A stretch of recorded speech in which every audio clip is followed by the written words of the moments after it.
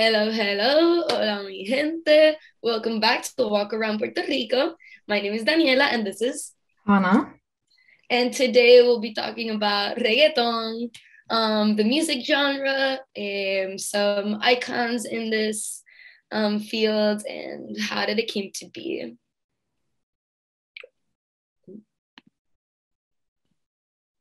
Come on.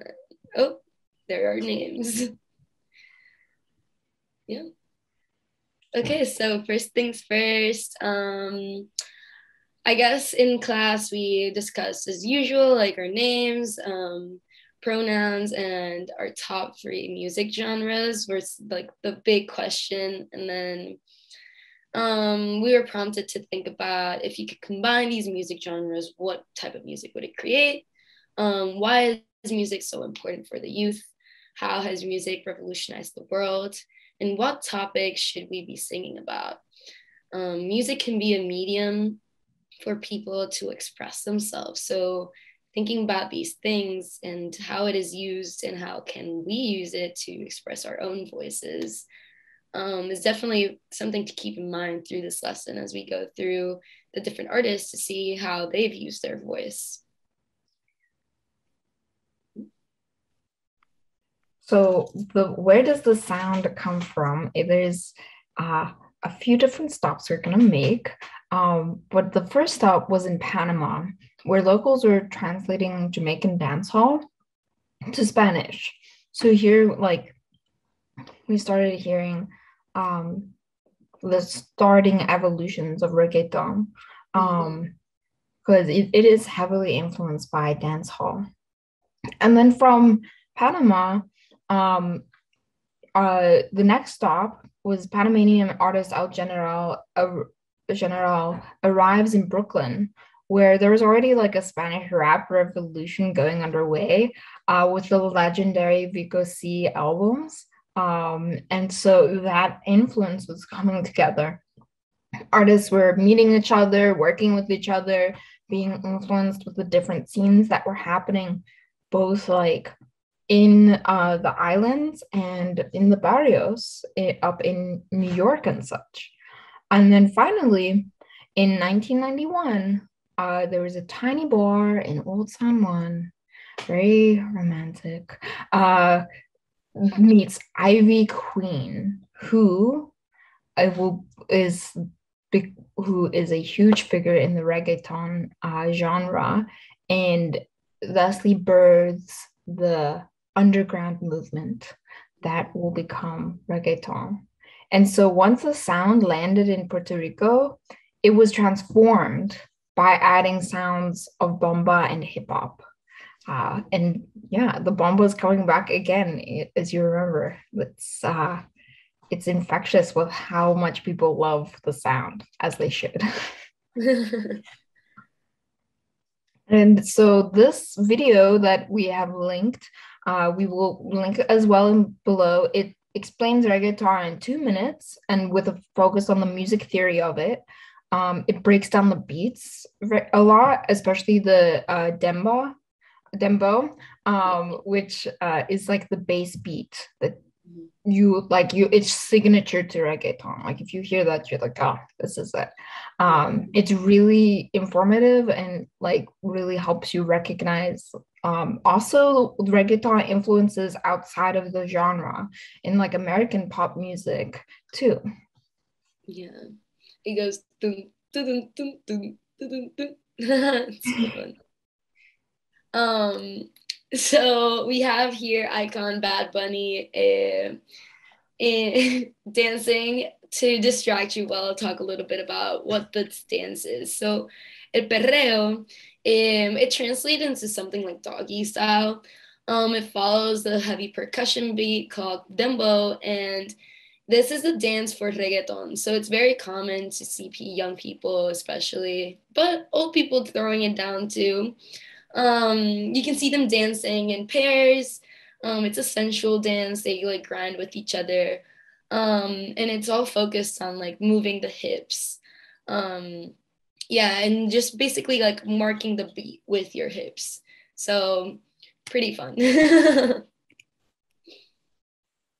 So now Hannah's gonna intro the first artist for today. Yes, our first artist is Vico C, is his stage name. He was born as Luis Armando Lozada Cruz, born on September 8th in 1971 in Brooklyn, New York. And he grew up in the barrio where he grew up. He was surrounded by the rough streets of New York, where crime, violence, and drugs were a part of life, in an area that was very underserved by the city.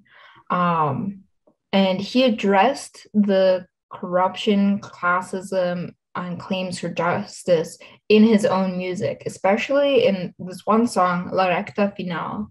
And that's the song that brought him a lot of success, specifically talking about those themes. And in 1991, the urban rapper Vico C released Bomba para Afinar, right? Which can be considered the first reggaeton song. Highly recommend you listen to it, and we will make sure to link it. But he was a trailblazer. He was the precursor for several artists that rose to fame. And with the first official, so to speak, reggaeton song, he really made the way for a lot of artists in the 90s, including Daddy Yankee, Ivy Queen, Tigo Calderon, Cal 13, and Wisin y Yandel. Yeah. This is his album cover. Yes.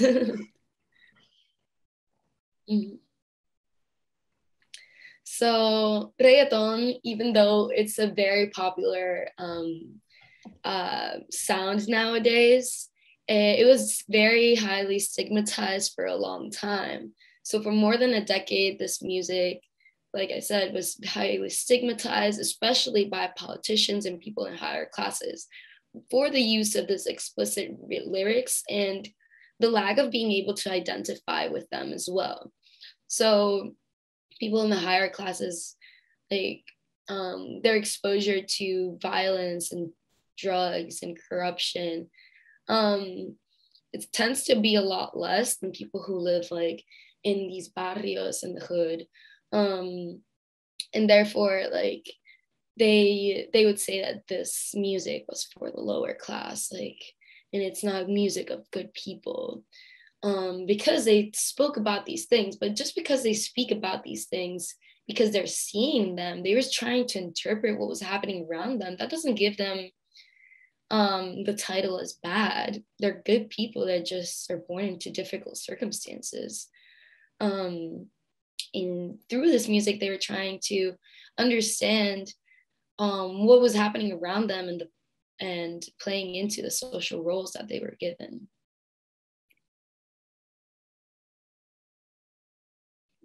So the next big reggaeton star, Ivy Queen, La Diva, La Porta, La Caballota, the queen of reggaeton, is one of the founders and one of the first women specifically of the genre. She was born as Martha Ibelis Pesante Rodriguez, and she's a Puerto Rican singer, rapper, songwriter, actress, and now podcaster, born on March 4th, 1972. And Ivy Queen, she was the one that, as you heard earlier, that she was discovered in this small bar in Old San Juan, and she took her own way with it. She was growing increasingly tired of the violent and explicit sexual lyrics rampant on the scene, because it was dominated by men. And they were speaking about like sex in ways that she was just tired of, and she wanted to create her own way, and she did by in 1996 releasing her debut album On Mi Imperio, and in 2002 she also followed along these themes with her feminist anthem Quiero Bailar. Yeah, it's a great song. it talks about wanting to dance but not wanting anything more from you. So because this dance, el perreo, is so sensual, um, obviously there's a chemistry between the people, but just because there is this chemistry, it doesn't mean that like they want to take it further. So queen for that. The next artist is Tego Calderon. Tego is a Puerto Rican hip hop recording artist and actor. He was born on February 1st, 1972 in Santurce, Puerto Rico. And he was raised in Carolina and then Miami. He began his musical career in 1996, creating his own style that mixed like salsa, plena, dancehall, hip hop. And lyric wise, he would combine these hip 60s slang with the current slang and tales of barrio life. So in his music, there's definitely more of the salsa like underbeat. In his album Era Vallarde, it was an instant success. And apart from that, he had another album called El Enemy del Guasibiri, which is a reaction to the salsa music at the time that he said was too safe.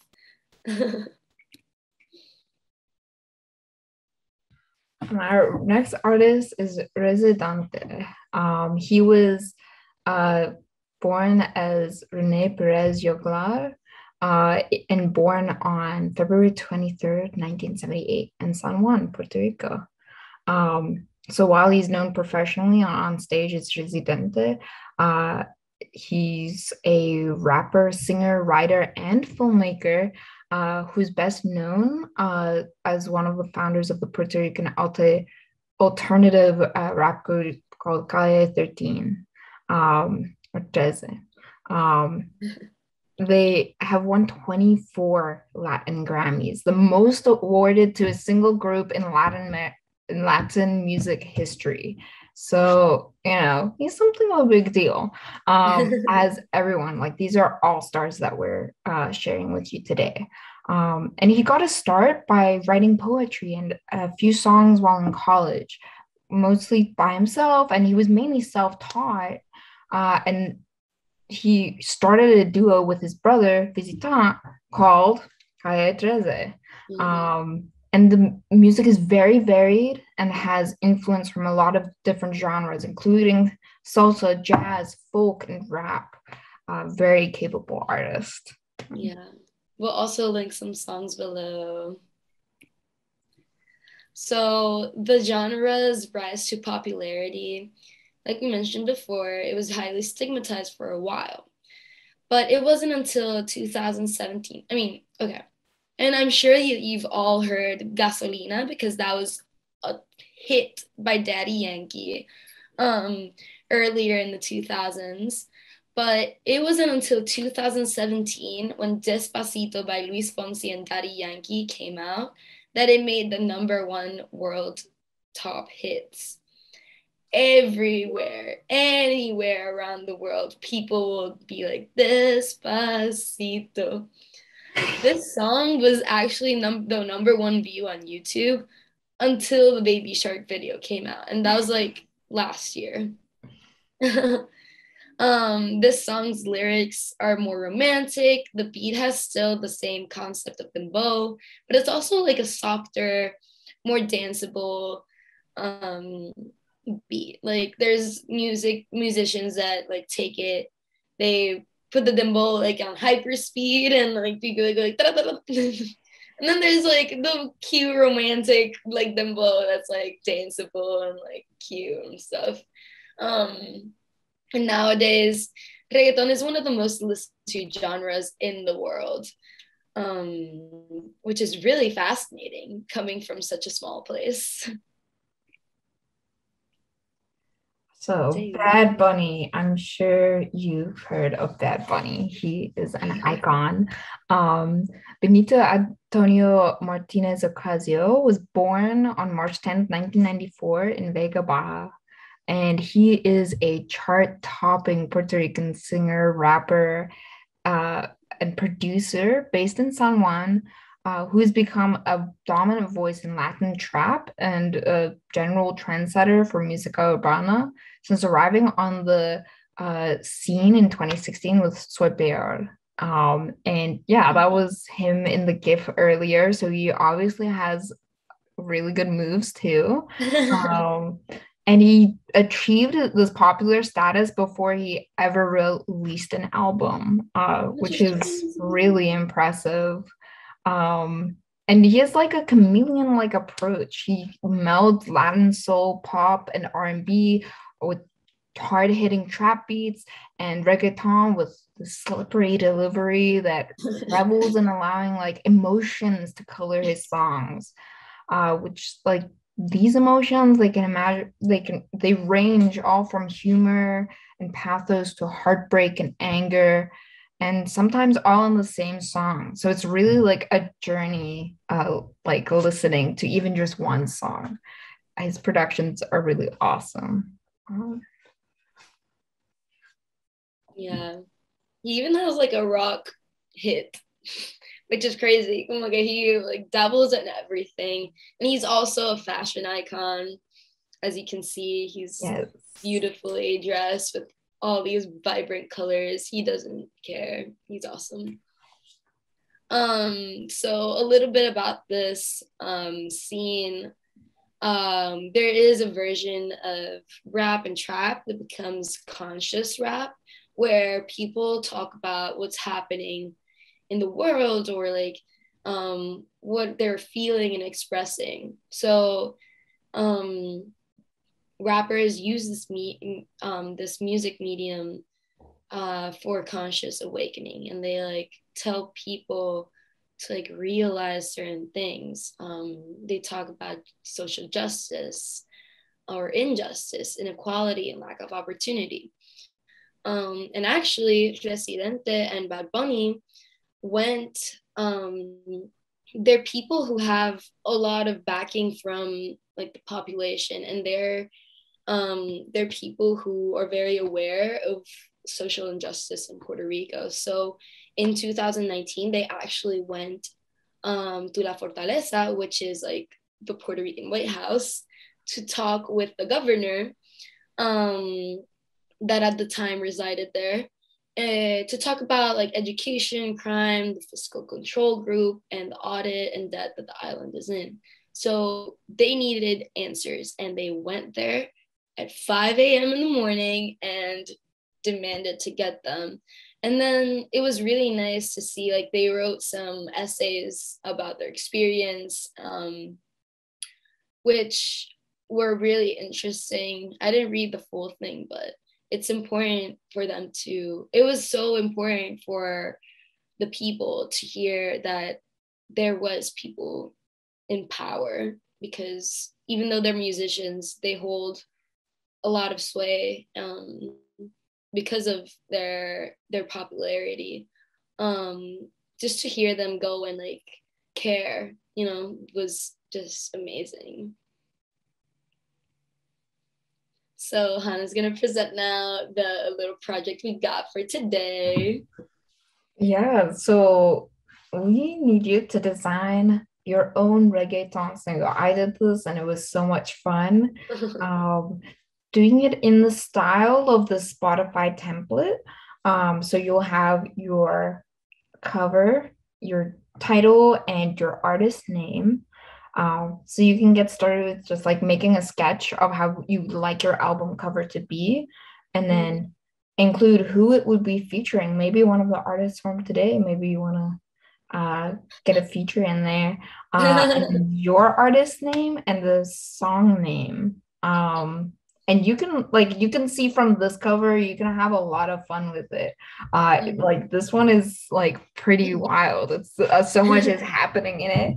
And then yeah, you can finish it up in the template, put some color on there, and yeah, have fun with it.